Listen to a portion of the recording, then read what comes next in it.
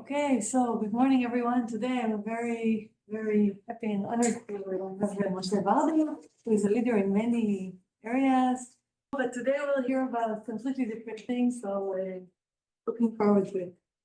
Thank you. Very happy to be here and talk about a topic that I think may be the most important topic I ever talked about. So, the topic, not necessarily my talk, but the topic I think is very important. I hope to convince you of that importance. We can discuss it towards the end. But I want to start talking about various incidents, if you want, episodes. So I'll start with what happened about 4 years ago. There was a winter storm in the United States. The Arctic air came down all the way down to the Gulf of Mexico. And we went for about a week without power and without water. And we don't have flowing water. It stinks, literally. The estimate of the cost was around $300 billion, and it was over 700 fatalities. It was considered the deadliest winter storm. Another incident is what happened with the Boeing 737 MAX. 2018-19, two planes crashed, killing around close to 350 people. Cartoon shows you the Boeing really lost its wing broke, and Boeing has never recovered since then. There was recently an article in Wired magazine, Boeing 7 terrible years, something like that, but it started then. And of course, we're all coming out from, we all in some sense I think suffering from PTSD from COVID. And you may remember the early days where we were watching these dashboards to see how many hospitalized, how many died. I think in the United States, people directly died from COVID is 1.2 million people, but lots of other people die from COVID-related things, so the death toll is even much higher than that. But COVID was not only a public health crisis. We kind of forgot how it was also in 2019 an economic crisis. In 2020, in fall of 2020, it became an economic crisis because the reaction for many things was just closed down. But that means people lost their job. What you're seeing here is not the parking lot in Disneyland. This is people lining up for the food bank to take food home for Thanksgiving. Billions of people didn't have enough food. COVID became a social crisis. The George Floyd murder, the Black Lives Matter protest and riots. And it ended up with the political crisis in January 6th of 2021. And a big question you can ask about coming out, looking at all the trauma of COVID, and now lots of articles coming talking about the 5 years now it's a 5 years anniversary and what has been impact on us and how it's not really over in some sense. And the big question is, why were we not ready for COVID? So one answer is, well, stuff happened, black swan events happen, you cannot get ready for everything. Here's a book, The Viral Storm, The Dawn of a New Pandemic Age by Nathan Wolfe. You may think, okay, this must be a book about COVID-19. But this book was published in 2011. This is a warning. We had warnings that the coming pandemic age, people expect the pandemic to happen. 2006, the Secretary of Health and Human Services is testifying in the Senate how to prepare for pandemic flu. 2009, Obama is sitting with his science advisors, talking how to prepare for a possible swine flu pandemic. Even now, I hear talks about a bird flu or avian flu epidemic. So there are reasons why we're seeing more academic, more globalized world, people living closer to animals in some sense. So they've been warning about this, yet we're not ready. So we need to look at it. Why are we not ready? And let me go back to the early days of the pandemic. In March 2020, the buzzword has been, let's flatten the curve. What is the idea of flattening the curve? The idea of flattening the curve is that all pandemic proceeds in a bell shape, because the virus spreads, but eventually the people develop immunity, they die or develop immunity, and the virus runs out of hosts, and it's over, okay? But people say we need to flatten the curve, okay? Why flatten the curve? The argument was many hundreds of thousands of infections will happen. This was, of course, widely optimistic underestimate, now we understand. But never said they don't all have to happen at once. And if you again may remember, or go back, we all try to forget these early days, what happened, for example, what was happening in New York City, but like in Brooklyn, where there were so many cases that the healthcare system was essentially collapsing, or northern Italy. Here is a headline from Market Watch in April 2020. Nurses are wearing garbage bags as they battle coronavirus. It's like something out of Twilight Zone. So they didn't have enough PPEs. Remember PPEs? Personal protective equipment. They didn't have enough. They had to put on those garbage bags and cut holes for the eyes and the hands just to protect themselves. So we were not ready. And that inspired an economist, William Galston from the Brookings Institution, to write a column for the Wall Street Journal that really caught my eye. And the title was "Efficiency Isn't the Only Economic Virtue." And he wrote, what if the relentless pursuit of efficiency, which has dominated American business thinking for decades, has made the global economic system more vulnerable to shocks? And he explained efficiency comes through optimal adaptation to an existing environment. While resilience, dictionary definition, ability to recover readily from illness, depression, adversity, or the like, while resilience requires the capacity to adapt to disruptive changes in the environment. So there is a trade-off between adapting yourself fully to the current environment or being ready to changes in the environment. So let's give an example of this trade-off between efficiency and resilience. Just-in-time manufacturing, also called lean manufacturing. So this was technology that developed in the 80s. Business invented this technique in the 80s. And the idea was that normally what do? You have a manufacturing line and there is a warehouse. And parts go to the warehouse, and then from there they go to the manufacturing line. But that means you have to build a warehouse, you have to put parts in the warehouse, you have to take them out of the warehouse. All of these are costs. Who needs them? Why not let the part come to the manufacturing line just in time? Dell Computer, one of the first companies to adopt it, and Dell was never a great technical innovator, but they were just a very, very efficient manufacturer, so they could cut the cost. And they became a powerhouse just because of that. But just-in-time manufacturing assume the parts will arrive just in time. So it assumes best case logistics. But there's no resilience. If the parts don't arrive in time, the manufacturing line stops. And indeed, COVID disrupted the supply line chain, remember? And here is a picture that I took at Costco. It's the paper line product. There's only one thing you don't see there. Paper products. Okay, practically empty. And indeed, Wall Street Journal, why are there still not enough paper towel? This already in August. Blame lean manufacturing. A decades-long effort to eke out more profit by keeping inventories low left many manufacturing unprepared and quarantine struck. So just in time is wonderful when everything goes well. It's efficiency at the expense of resilience. And let me remind you to talk about the supply chain crisis. And one thing happened. One pilot on one large container boat made a mistake and steered the boat into the edge of the Suez Canal. The boat got stuck. The canal was blocked. Worldwide shipping was disrupted by one person making a mistake. One person's mistake became a supply chain crisis.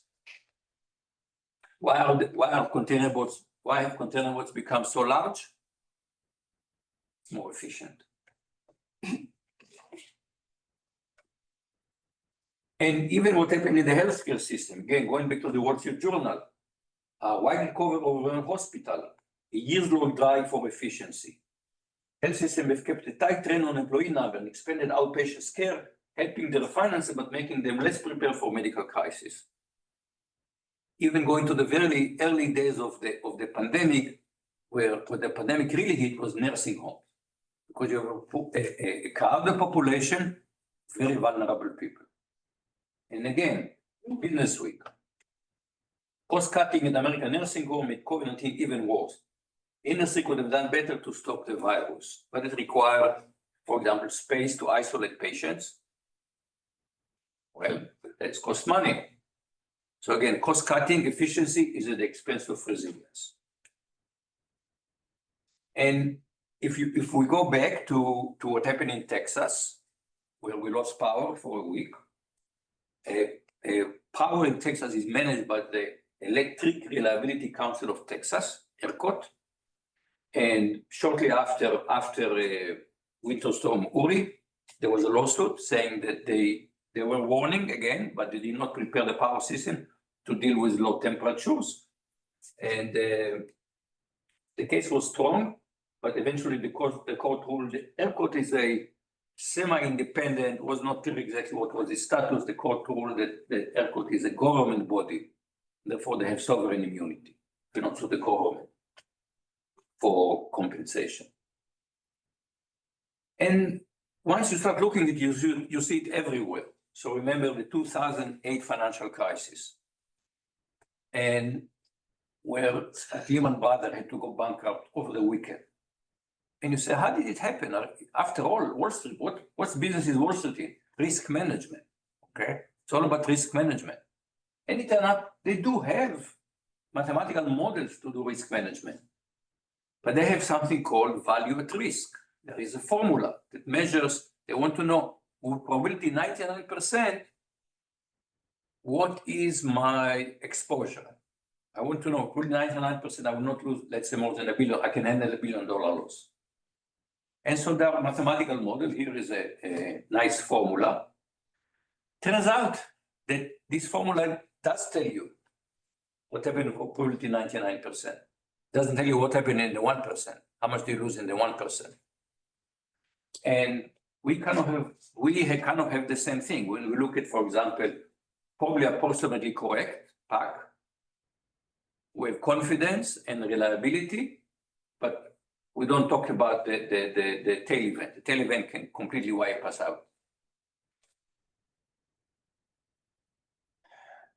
And you see it now. I say once your eyes open to this, you see it everywhere. So look at American society. Remember, we saw millions of people couldn't handle.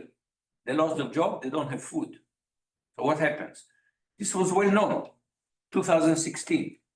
The secret shame of middle-class America. Nearly half of Americans would have trouble finding $400 to pay for an emergency. You raise it to $1,400, maybe your car brakes break down, $400. Transmission job, $1,000.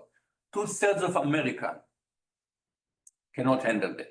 You understand? If for many Americans, if they can fix their car, they can drive to their job. They lose their job.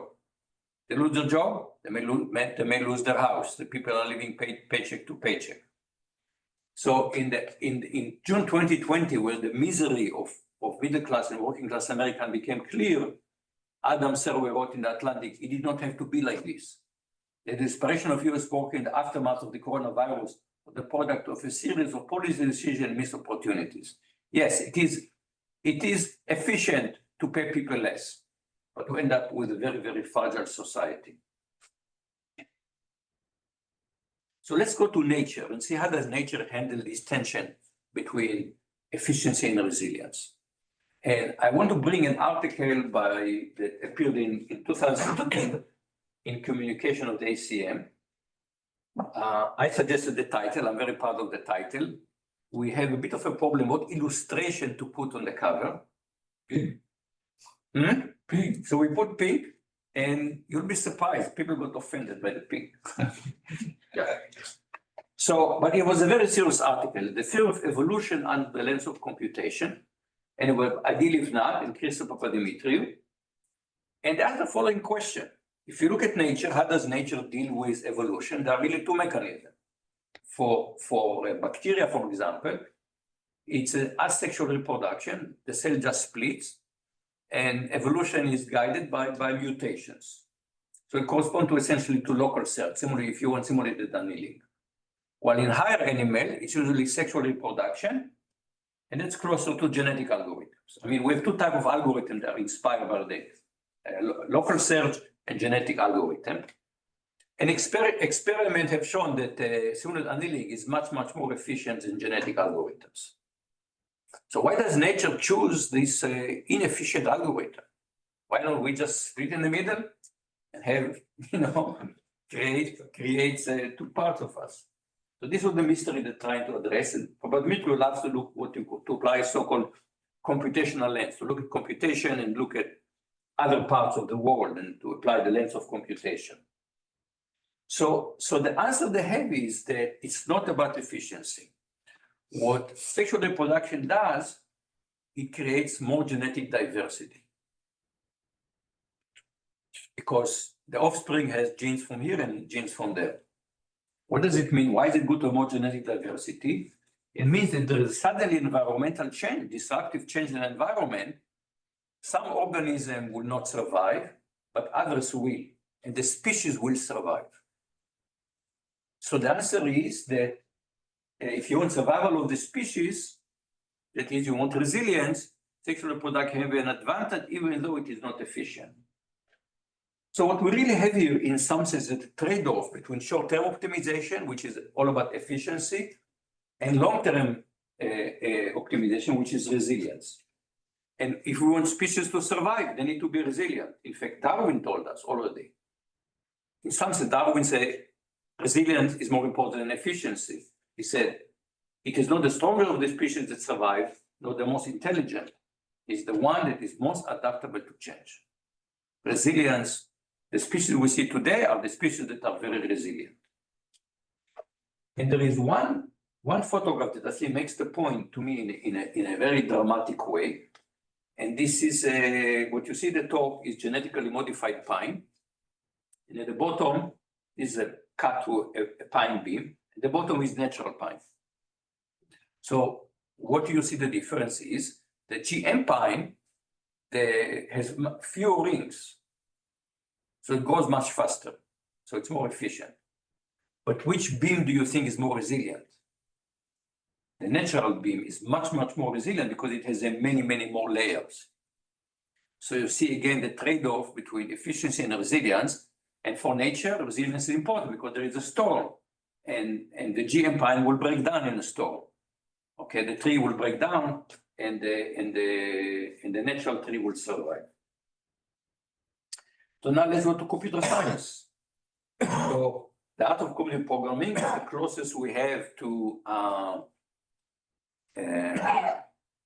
Bible of computer science. And if you see what it's all about, it's about analysis of algorithm. I think even Knuth, invented the term analysis of algorithm. And what is analysis of algorithm? It's all about the amount of resources used to execute, okay? Time, storage, other resources. So computer science is very focused on efficiency and very little discussion about resilience in algorithm. There are parts of computer science that do talk about resilience. Fault tolerance is all about resilience, for example. But in algorithm, we rarely talk about resilience. So I want to give an example. So one of the most important algorithms in the history of computer science is the PageRank algorithm, because that was two graduate students. Larry Page was a PhD student at Stanford, and he came up with this algorithm. The idea is that we do a search, but the question is how to rank the result of the search. You search for, Italian restaurants Houston. You're going to get dozens and dozens and dozens. What order do you display them? So Larry Page came with the following intuition. If many web pages point at a web page, it must be important. If many important web pages point to the web page, must be very important. If many very important web pages point to the web page, must be very, very important, and so on and so forth. And then you develop a theory and you end up with eigenvalues and random walks and etc. And there is a way to find. And in fact, I remember when the Google search engine was deployed in the late 90s, and it was amazing. Suddenly the top result is exactly what you're looking for. I remember there was a link. You got lucky, you just want one. And most likely you'll get just what you need. So that was an amazing, the algorithm gave rise to Google, which is now a multi-trillion dollar company. But very quickly people realize, well, you can defeat that algorithm. So if I want to open a Italian restaurant in Houston and I want people to find it, I will create a whole cluster of websites. They all point at each other. So they become very, very, very, very important. And they will all point at my restaurant. In fact, all business errors of search engine optimization. And Google ultimately retired PageRank because it's not resilient algorithm. And today we don't know what is the algorithm. It's a trade secret. That's the only way they can try to defeat search engine optimization. So it was a very efficient algorithm, but not resilient. And the other example, people have looked, for example, at sorting. And you can ask, suppose that every comparison operation have a probability, a small probability of making an error. Then you can look at the final result after sorting and it says, okay, how well sorted is it? How many inversions do we see? Turn out, what is the best algorithm? What is the most resilient sorting algorithm? Bubble sort. Because it does extra comparisons. So there is a chance, it has a chance to correct itself. But I want to talk about it. We've seen it now that when I said efficiency, I don't mean it in always an hour sense, how much time or how much space does it take, but in a broader philosophical sense. And so I want to mention another example, which is friction in computing. So we typically think that friction is bad. I wrote more than a decade ago, our discipline is dedicated to reducing friction. Latency must be eliminated, bandwidth must increase, ubiquity should be universal. Our goal is to reduce the friction of computing and communication as much as possible.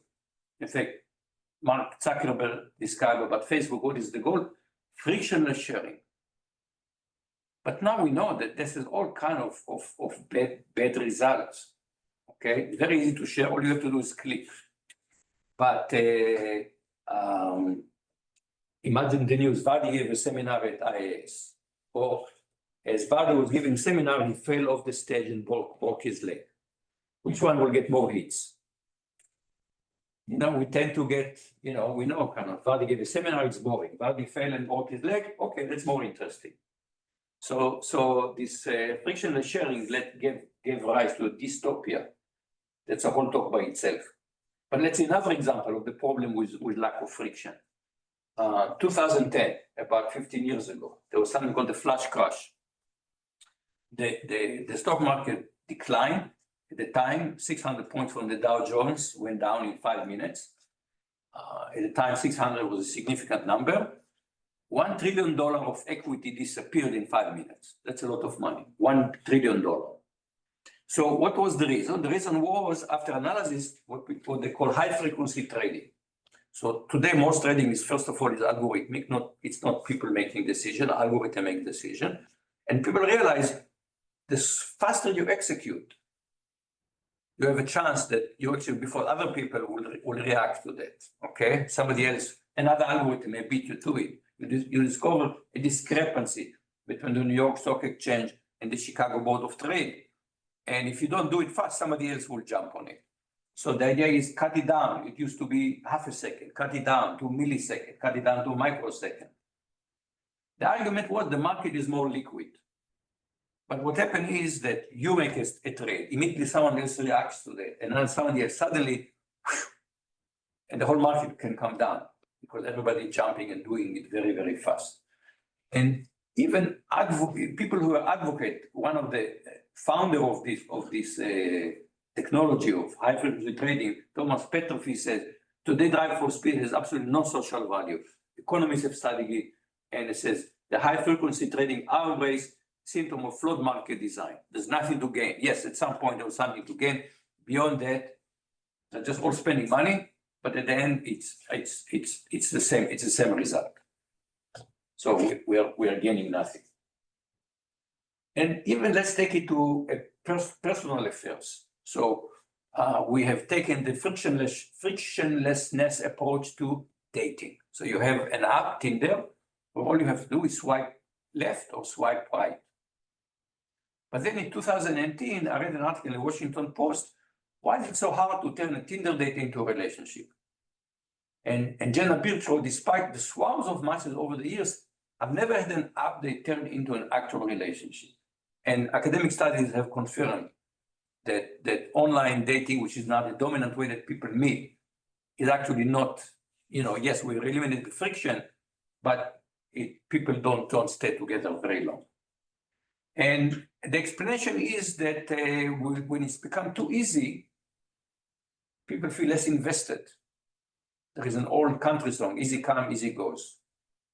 No hard feeling, darlings, no regret. Oh, well, there will be another swipe. So why take it, why worry? If you're making, you're not making investment, yeah. Oh, it doesn't work. Oh, well.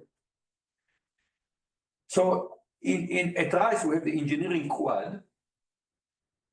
And I want to mention another example, which actually is govern all of us. We have right now in our life, we have two legal systems. There's normal law.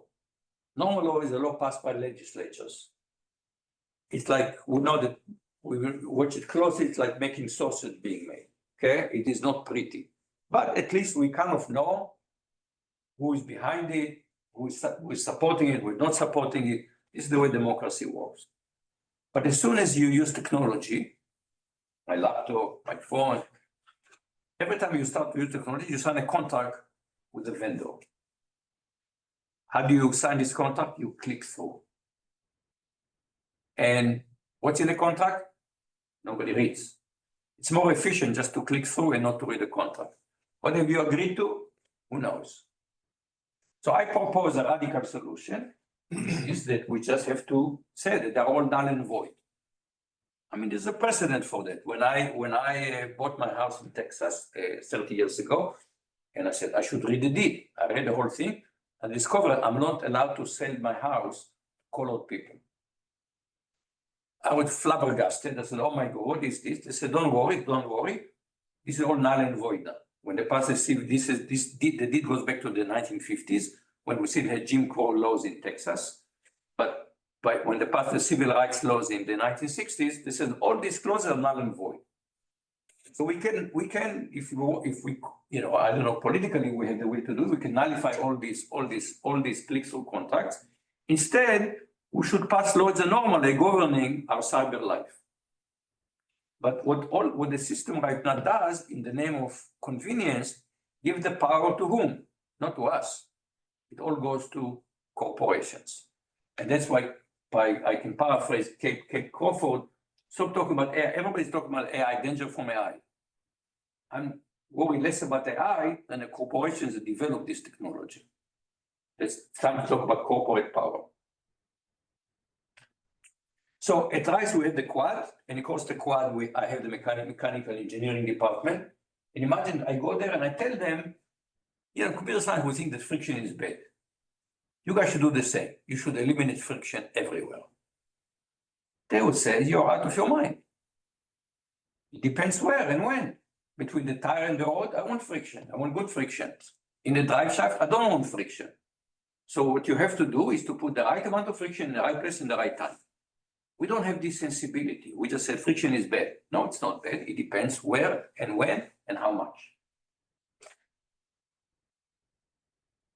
And now we can go back to the 737 MAX and try to understand what happened. How did Boeing screw up so badly? So there are kind of two stories. One, Boeing developed a new, more fuel-efficient jet engine. Okay, that's good. Now, normally when you have a new engine, you have to design a new airframe that can match the jet engine, but that costs money. And what happened at Boeing, the management went from engineer to accountants and lawyers. And they said, designing a whole new airframe, that's very expensive. can't we use one of the older mainframe, like let's take the 737 airframe and you put the new engines. That's what's called 737 MAX. MAX is the engine, and 737 is the old airframe. Let's put it on it. And so they said, yeah, we can do it, but now it's less stable. Okay, can we do something? Can we just reduce the instability? Yeah, the automatic pilot can deal with the instabilities. So they had automatic pilot. Automatic pilots had to sense what is happening. And they said, we can do it. One sensor is enough. Let's save money. One sensor is enough. So basically it depends on one sensor. And when this one sensor failed, the automatic pilot, what does automatic pilot do when it cannot handle the plane? It tells the pilot suddenly, it's up to you. And the pilots that have been, sleeping, going to the bathroom, suddenly the plane is descending, and they say, it's your job, you're the pilot. So they couldn't handle it, and the two planes crashed. So we had two cases of over-optimizing for fuel economy and over-optimizing for time to market at the expense of safety. An article in New York Times in November 2020 said, Boeing 737 MAX is a saga of capitalism gone awry. Because so much focus on profits that they lost the other more important value, which is safety. But let's come back to computer science. I wrote something a few years ago about our sorry state of cybersecurity, or I call it our cyber insecurity state. And I got an email from a colleague, a researcher in computer security, who told me, you have no idea how things work. And he explained to me in the email, I'm quoting his email verbatim, I don't want to use his name to embarrass him, but he explained to me how it works. First, somebody built a thing, and it's super useful. Then eventually someone else comes along and finds a vulnerability. Then security becomes a part of the engineering process. Just like we need to make sure that our code doesn't have bugs that make it crash, we need also to make sure that our code doesn't have bugs that can exploit it for bad purposes. Turn the current for enough years, and eventually security gets better. So what is he telling us? Security is last. Functionality is first, because nobody buys a software for the fact that it is secure. They buy it to do something useful. So that's what they focus on. Security will come later, years later. Tech Republic, a survey in 2020, a survey of nearly 1,200 free and open source software contributor funds security below on the developer list of priorities. And so one reason we have this cyber insecurity, because nobody wants to put money into it. And I looked once into the Turing Awards, and I found that we have 4 Turing Awards explicitly in cryptography. But there is nothing in security, in cybersecurity. So out of curiosity, I contacted somebody on the committee and said, how come we never have anything in security? And he said, okay, nominate somebody. So I started making phone calls. Somebody says, we can't think, other than cryptography, we cannot think of anything that is worthy of a Turing Award.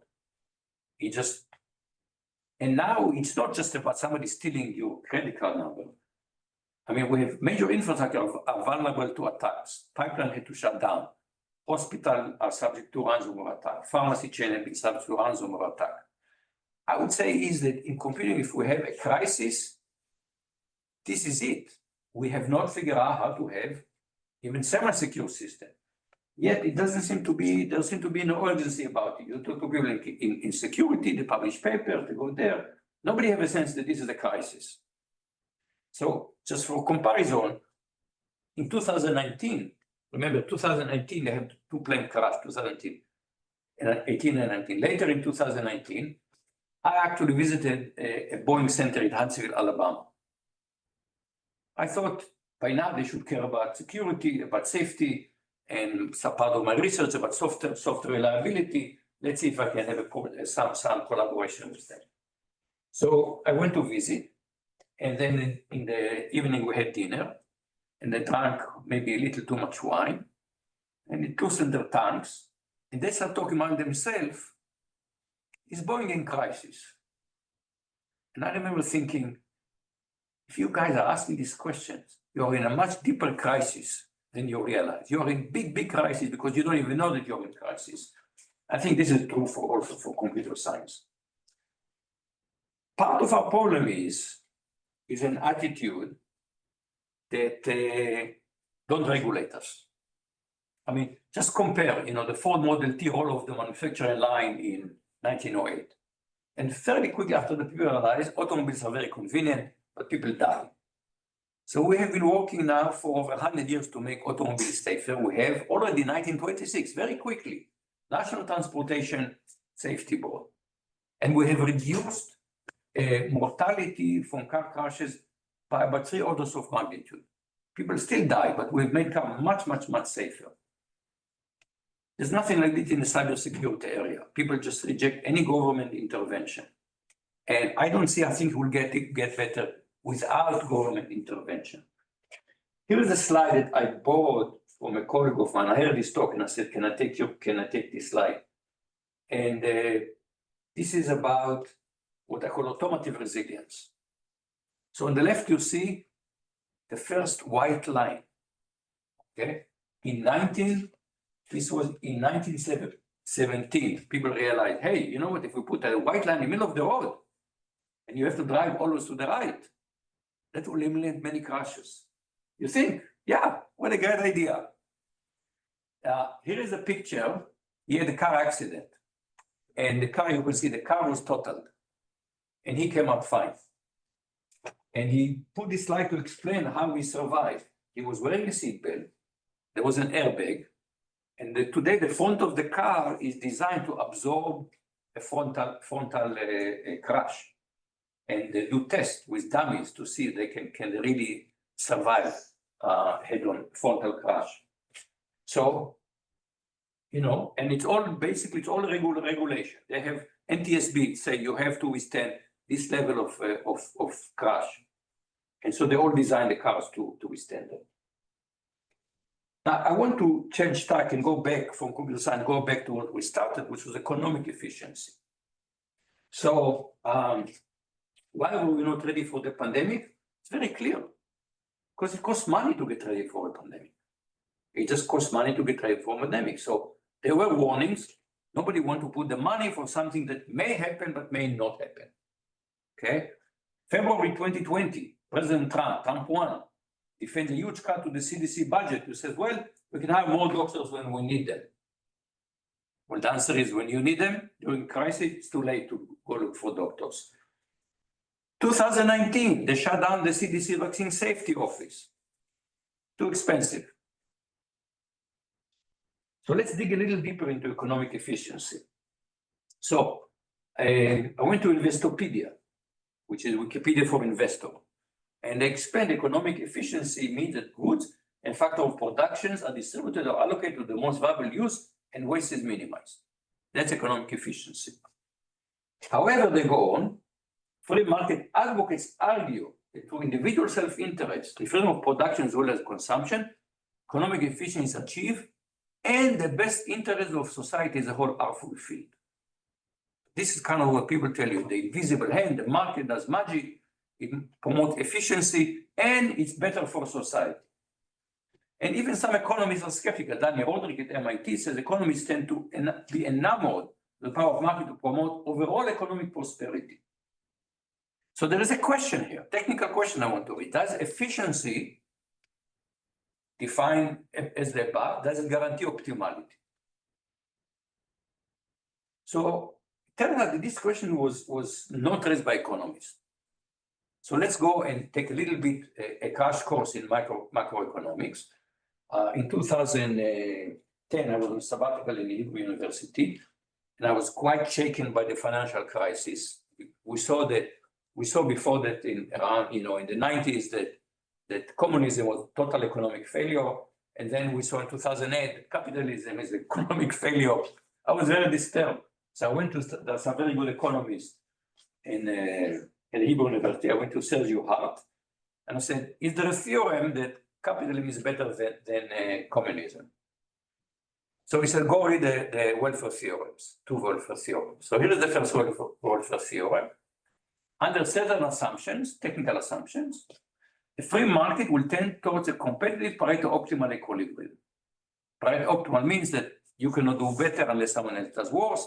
And that's what they call efficiency. This is the definition of efficiency is Pareto optimality. But this says nothing about societal optimality. Okay? Does it really serve the best interests of society? And amazingly, this question was not raised by economists, it was by the computer scientists. But me to remember the computational lens, together with Koutsopias in 1999, he said, well, he looked at Nash equilibria. Later on, people extended it to Pareto optimal equilibria. He said, there are many equilibria, and they will be different if you take the total utility of all the players. This will be the societal utility. They'll be different. And he showed that the gap between the best one and the worst one can be exponential in the number of players. Okay, and he's been named later the price of anarchy. If there's no intervention, we'll get an equilibrium, but we don't know it's going to be a good equilibrium. So economic efficiency does not guarantee that the best interests of society as a whole are fulfilled. That's a myth that has been promoted. The free market, an idealized free market, in real life we don't have such a market, I'll come back to it in a second, but it gives us efficiency, but not optimality. In fact, a few years later, together with Daskalakis and Collier, they asked them other question. They said, look, how do you convert towards equilibrium? I raised the price a little bit. I'm a grocery store. I raised the price of tomatoes a little bit. Supply will, the demand will drop a little bit. Eventually, the tomato grower will grow smaller number of fewer tomatoes. The market converted by small steps. So this is essentially local search. How long does it take to find Nash equilibria using local search? And the answer is we have lower bound, it's prepied complete, so we think it's going to take exponential number of steps.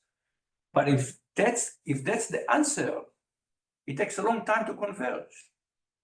But that means that things are guaranteed to change in the meantime. Things always change, only constant is change.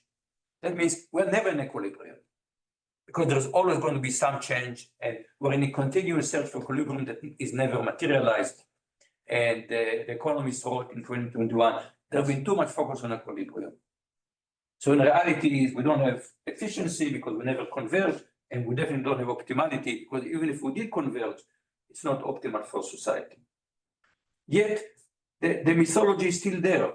There's a classical movie, 1987, called Wall Street, and you have Michael Douglas and Gordon Gekko give a fiery speech.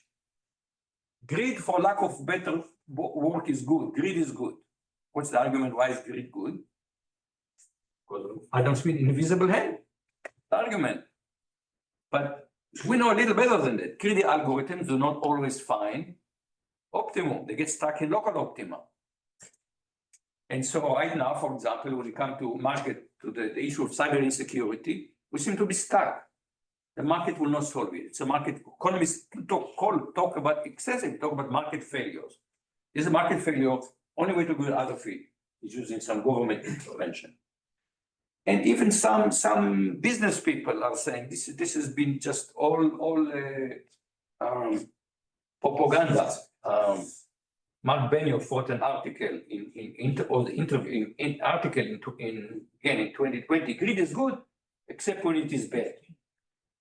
I didn't agree with Thomas Friedman, who was the high priest of promoting just focus on profits and nothing else. So the social responsibility of corporation is to maximize profit. That's it, nothing else. I didn't agree with Friedman then, and the decade since have only exposed his myopia. Just look at where obsession with maximizing profits and for shareholders has brought us terrible economic, racial and health inequalities, catastrophe of climate change. It's no wonder that so many young people now believe capitalism cannot deliver the equal, inclusive, sustainable future they want. And you look at one of the axioms of classical economics, going back to 19th century, David Ricardo, who argue if you have two countries, one is better at producing wool, the other one is better at producing, let's say, cotton. They should focus on the core competency and trade. And this is indeed more efficient, there's no question. Indeed, it is more efficient for them to do that. But is it resilient? So look what's happening right now in Europe. You may ask, look, there are all these sanctions on Russia. How can Russia keep fighting the war? Who is funding Russia to keep fighting the war? Europe.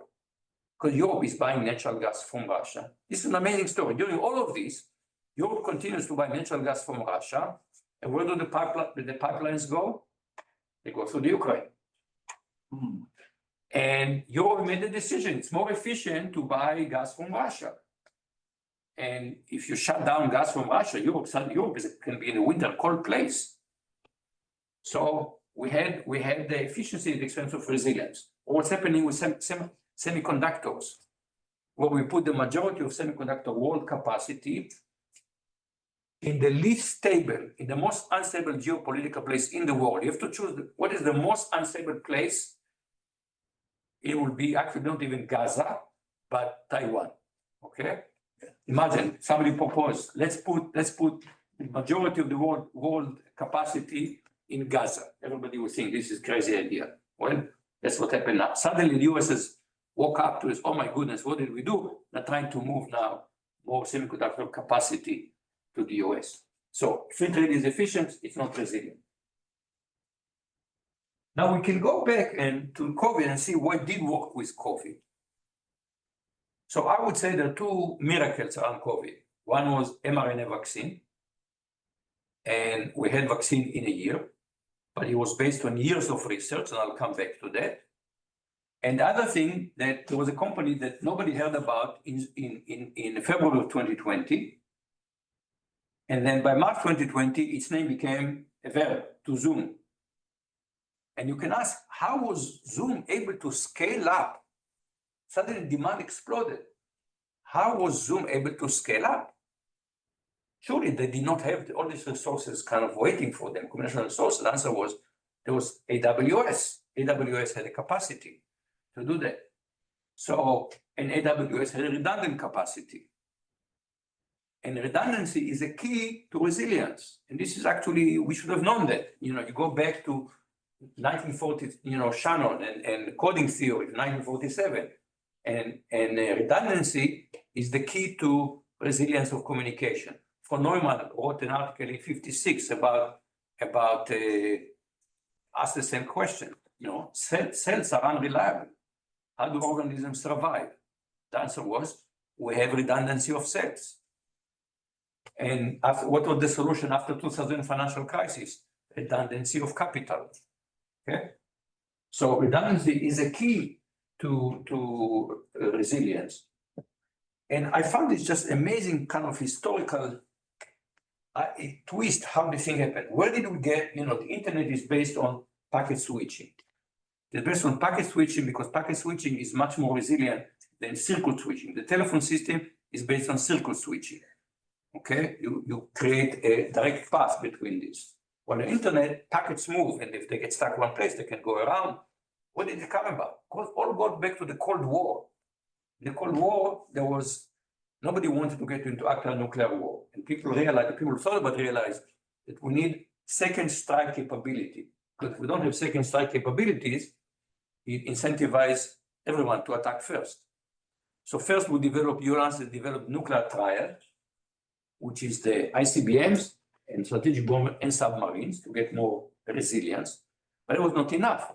The president should be able to give the commander-in-chief, whoever he or she is, should be able to give a command to counter-strike.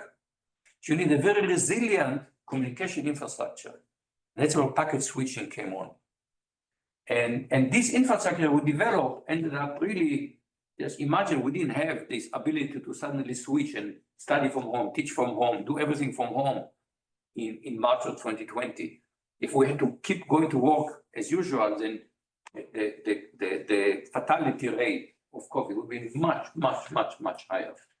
So amazing development. Now let's talk a little bit about AI. So now we hear AI every day, AI. What is this all about? So what is the goal of all this AI? MIT Sloan, how Gen AI can boost highly skilled worker productivity. Society of Human Resource Management, AI is boosting workplace efficiency. Forbes, how AI is revolutionizing business efficiency. CIO.com, AI lift workforce at a new height of efficiency. Take radar, humans don't need it, efficiency. So this whole kind of current mania with AI is really in some sense all about efficiency. Now, in some sense, this is we have, of course, a new wave, but we have been automating jobs now for a long time. In particular, there was a significant wave of automation that started around 1980. And one of the things that you see here is the impact on the labor force. So very often we pay attention to unemployment. But unemployment is a number that you need to read very carefully. It measures how many people that are looking for jobs are finding jobs. So there are two ways to lower unemployment. One, more people finding jobs. But the other one is fewer people are looking for jobs. People just give up and they stop looking for jobs. So economists look at labor force participation, which is how many people are in the labor force, mean either working or looking for a job. That's a labor force. What you see here, and especially if you look at the line at the top, then you see that labor force participation for men has now been dropping for about 50 years. Now, why focus on men? Because it turns out that if you look at women that are not working, the answer is they are working, but they're not being paid. They usually are taking care of someone, either very young or very old. In contrast, men that are not working, very often what do? They play video games. So when you have lots of men not working, it's very, very bad for society. In fact, if you look now, who gave Trump? Who are the people who vote for Trump? Men. I mean, the huge gender gap in voting for Trump. Now, why did the labor force participation decline? Here's what the Federal Reserve Bank of Richmond said a few years ago. Much of the decline is due to increased technology, automation, and import competition. Technology is about efficiency. Automation is about efficiency. Free trade is about efficiency. So AI may increase efficiency dramatically, but it will be, I'm afraid, the expense of resilience. And this is not coming. This is now already, it's not just something will happen to manufacturing workers. People are already asking the question, will AI replace programmers? There is a debate about that, but this is very, very much a question on the table right now. So let me try to start to wrap up. So I try to make the point that resilience is an incredibly important, fundamental, but underappreciated societal need.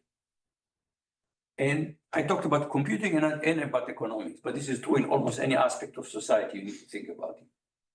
But the other point is that efficiency is something you see immediately. Oh, this is so expensive.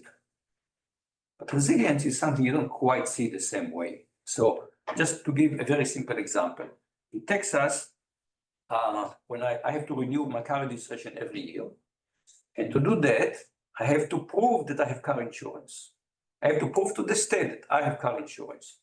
Now, why do I buy insurance? For my own resilience. The state doesn't trust me to do that on my own. I have to prove to them that I have car insurance. Why is that? Car insurance is very inefficient. Who makes money? Anybody here really made money on insurance? Of course not. The insurance company make money. We know that. What we are supposed to get is peace of mind, resilience. But many people say, yeah, but it costs so much money. I'm a careful driver. I will not have an accident. Okay, things like that.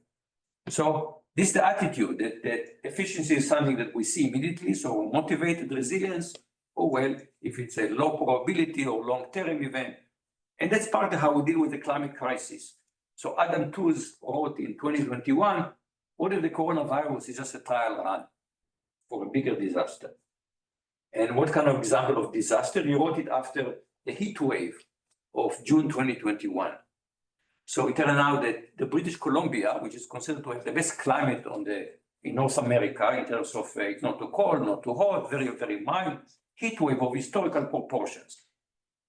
And the intensity of the heat wave was such that in Oregon, they said that they had more overload of the healthcare system from the heat wave than they had from COVID, in terms of because it was suddenly very intense, very concentrated, that so many cases of heat stroke that they couldn't cope with it. It was worse for them than COVID was. So this kind of, I've been asking myself the questions at the beginning. As COVID, I had this argument with a friend of mine just before COVID, as COVID was unfolding in front of our eyes. Will we change? Will COVID change us? Will realizing that we have not prepared, we could have prepared, but we're not prepared. Will it change us? And I'm not the only one. People ask this question. Farid Zakaria in the Washington Post. The pandemic upended the present, giving us a chance to remake the future. Matt Simonyi in Wired. The COVID-19 pandemic brought incalculable suffering and trauma, but they also offer ways for people and even society to change for the better. So the question I ask, will AC be different than BC? And some Wired was skeptical. It wrote from the fallen Champlain Tower to the climate change. Champlain Tower, the condo tower in Florida that collapsed and killed over 100 people. From the fallen Champlain Tower to the climate change, humans have not yet learned to avoid catastrophes they know are coming. And this cartoon sums it all for me. You see a rally, the politician says, who wants change? Everybody wants change. Who wants to change? Everyone wants to change. And in fact, Kurt Vonnegut, the science fiction author, said will go down in history as the first society that would not save itself because it wasn't cost effective. I gave a talk similar to this last summer at Simonyi Institute in Berkeley. And end of the talk, a group of us go to dinner. Then I come about 10 o'clock, I come back to my hotel room and I open to check email. And my inbox is exploding. This was on July 18. What happened? CrowdStrike. On that day, CrowdStrike unrolled its update that went wrong. Its IT system went down all over the world. Okay, my own flight back to Houston was canceled. It was a big mess. Washington Post came up with a headline. What's to blame for the CrowdStrike mess? Our drive for efficiency. New York Times. What happened to digital resilience? And I got dozens of emails saying, okay, you had to make a demo, but did you have to make it so bad? And now what do we have now? New executive order, establishing and implementing the President Department of Government Efficiency. What disaster are we now laying the seed for? And I'll finish with something close to home. Right now, science is under attack. Have you guys heard of Flexner? Yes. Yes. So, in the book, usefulness of useless knowledge. What is it telling us? Okay, it's not all about efficiency. And in fact, if you think about the mRNA vaccine that came miraculously in a year, it was based on years of research on mRNA technology. If we didn't have this inefficient research, we would never have the vaccine within a year. Flexner was right. Okay, and we need to keep reminding ourselves again and again and again and again, especially now that science is under attack. Thank you very much.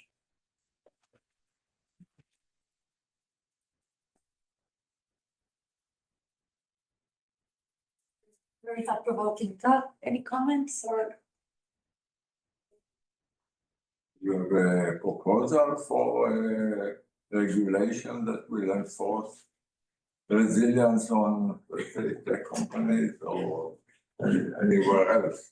So I give an example. So tech companies, the technology is not resilient. And one reason it's not resilient, because if something will happen, they're not liable.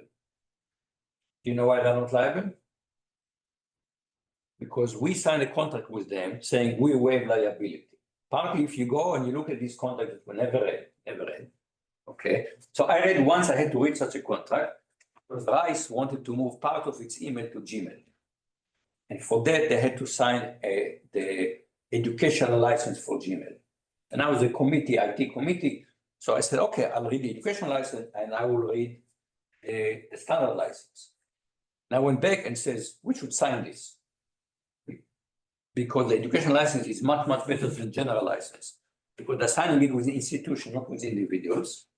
And they know that attorneys will read that contract and they will read it because it's a job to do it. So that contract is an attempt to balance the interest of Google and interest of the users. The standard license that you have is just completely one-sided. Okay, to the point is people don't realize. If you send a paper to someone using Gmail, Google has reserved the right to read it. I mean, it's very a phrase, we can read your email with the purpose of improving the quality of our services. This is such a wide door, okay? No, but this is just, I was asking about general, there are many examples you can give. So The proposal for regulation that will solve one of the many. So one of the things is if we say this waiver of liabilities it's null and void. Okay. So the government. If we pass a law The law. that would say that waivers of liability that are standard now in the tech are all instead let's pass some law. I mean, in general, if you buy a mixer, okay, or blender, okay, and you're making a smoothie and the blender blows up in your face, okay, what will happen? Well, it depends what happens. Did you use it properly? Did you follow the instruction? Was it a flaw of the manufacturer? And they will be liable. They will be strictly liable. If it's a flaw in the design of the blender, they are strictly liable. Okay, and the exception is when it comes to technology, they have no liability. So one way we don't have resilience is because why should they care? They don't care. They're not liable. So something very simple. Okay, let's bring liability back to just like we know. I'm not extra liability, just like any other product. Bring it back. Suddenly, it will be much more important for them to invest in resilience.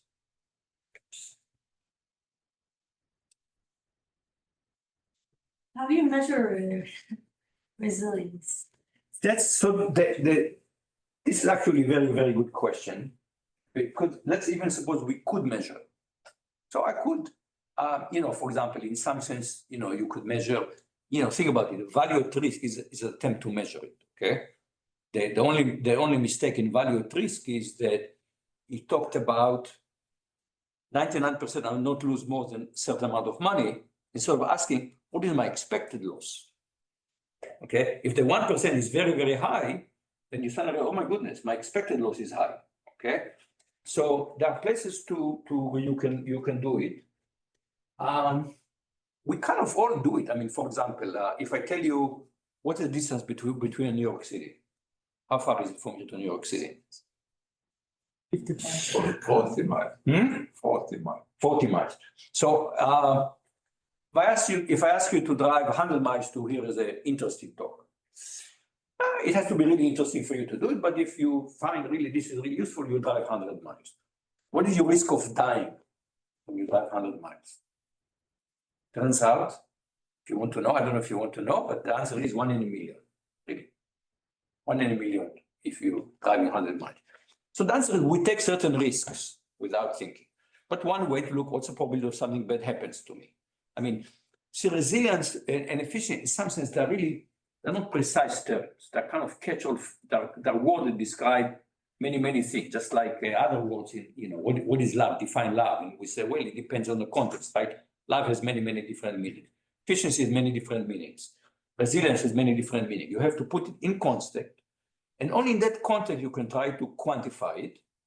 But even if you did quantify it, you'll face the other challenge will be, how do you manage a trade-off?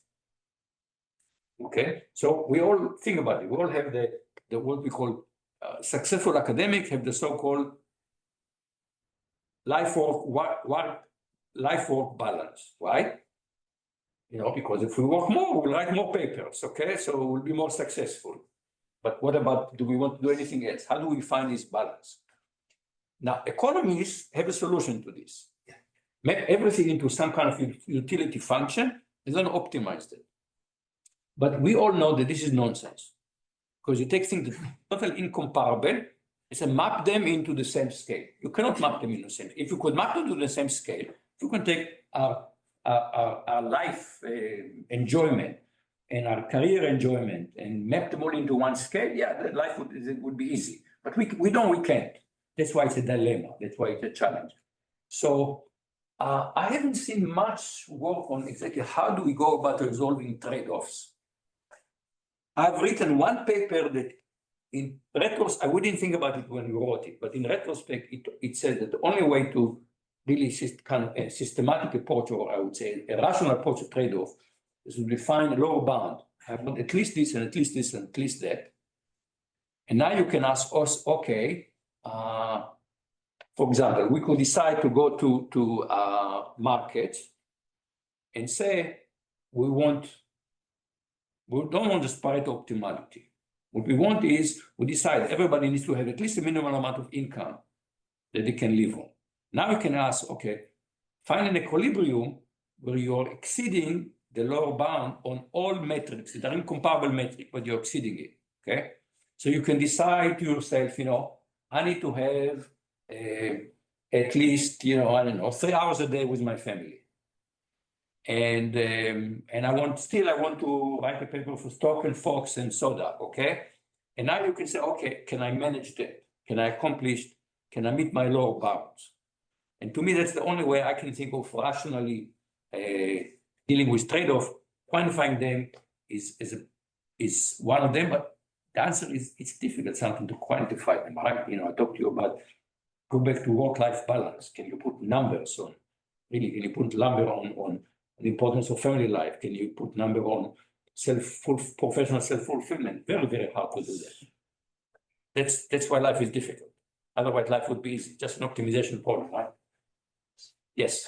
Actually, I just drove from New York City this morning to come to your talk. Okay. I was late because it was raining, unfortunately. So I missed most of your talk. There's one chapter in kind of source channel coding, which trades of kind of resilience and efficiency. So there's a lot to kind of maybe pull from that, where bits actually share responsibilities, right, to kind of create resilience, while if you do it efficiently, you can. So do you think that there's some way of kind of porting ideas from information theory? I mean, when you give a talk like this, you have 1 hour. It's like when you make a movie, they have always good pieces are left on what's called the editing floor. And then later the director comes with what's called director cut, that they can be longer and more pieces of the movie. So there are some more work. People have done a lot of relevant, even technical work. I try to give them a bit more high level talk. But if you don't mind, I'd love you to send me that reference that you have in mind now. Oh, absolutely. If you email it to me, Vardi@rise.edu. Okay? Because I'm not sure I've seen that one. I have other references here, but there are many slides here that are hidden that I didn't have time to show you. Can we use the elasticity coefficient to define your problem about the resilience? Say again? Use the elasticity coefficient in economics to define or measure your resilience. I'm not sure I fully understand you, but again, if you don't mind, if you send me email. Okay. And then I'd like to look into that and we can correspond by email. Okay? Okay.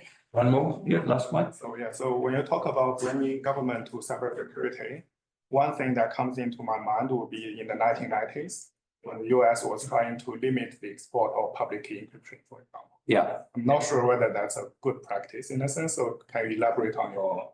Remember, everything is, so there is a sentence due to an economist, Thomas Sowell from Stanford. Say, in real life, there are no perfect solutions, only trade-offs, okay? So we are facing the same issue now with technology. What technology are we? We have every institution to deal with, we have research office at RISE and they have someone who does export control. What technology are you allowed to export? And it's even an issue with we have the majority of the PhD students in computer science are international students. Now, are there kind of research projects where you will not put them because of export control? So it's a real issue.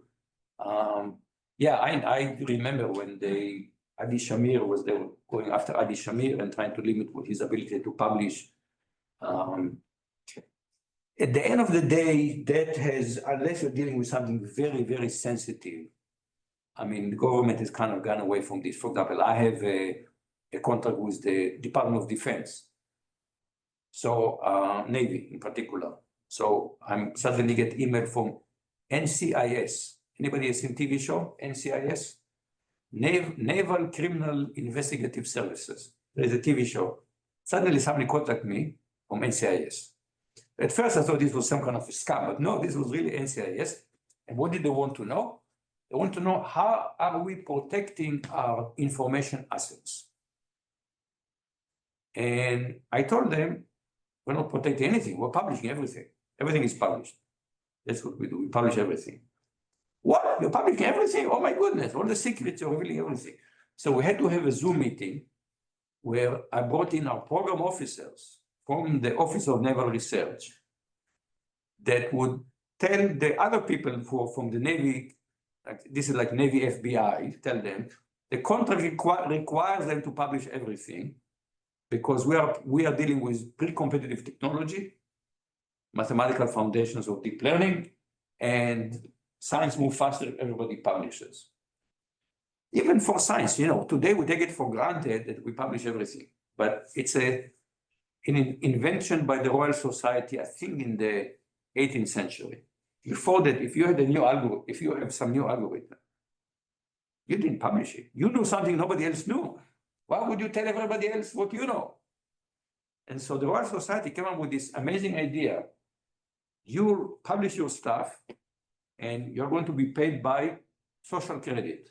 This whole mechanism that will give scientists recognition was part to encourage them to share everything because it's better for science. So, there's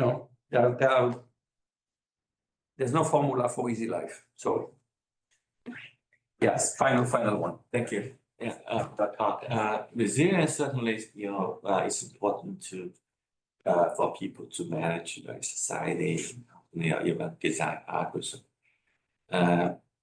But efficiency also does not always means less resilience. Do you have some magic or some guideline to balance the efficiency and resilience? Yeah. Look, we all partly it's a trade-off, and we have to navigate these trade-offs. And I've come to the conclusion that trade-off is, I can give a whole other talk just on trade-off because I think it's one of this is why life is hard, because we have to navigate trade-off. And to me, what is the essence of being an adult is facing trade-offs. The children say, I want this, I want that, I want that. So one thing we do with children, we give them an allowance. What's the purpose of giving children an allowance? To teach them, you want ice cream now, you will not have money to buy something else. You won't be able to go to the movie by the end of the week. You have a weekly allowance. You have to make choices. We kind of teach them how to navigate trade-offs in some sense. Because we all face this thing. For example, I want a safe car. Now, there's one car that I know they sell for safety. Or safety is a selling feature. That's the Volvo. I look at the price of the Volvo and I said, that's too expensive for me. So I've made my decision there, right? And many people do. Otherwise, everybody would buy Volvo, or other companies would feel they have to compete with Volvo. But the reality, we don't do that. We all navigate this trade-off. By Vardi, you can go to a talk. It's 100 miles away. Yeah. So, yeah, it's trade-off. Thank you very much. Thank you very much.